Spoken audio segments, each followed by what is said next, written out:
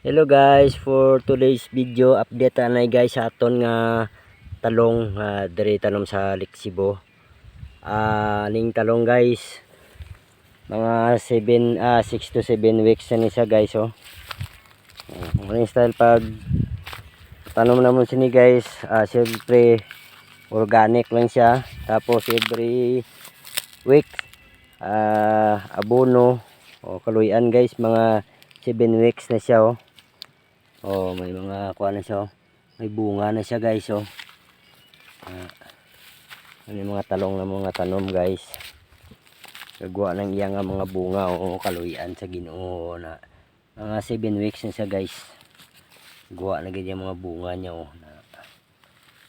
Yan siya guys, ang mga talong dito tanom naman dito sa.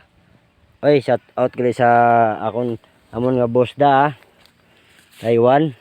Rolling dyan shout out Bon. Ang talong tao lapit na lang gid, gamay na lang antos mamulak na gini sa dugay-dugay. At least update lang ni guys nagawa ng mga bulak ya guys na. Okay, salamat.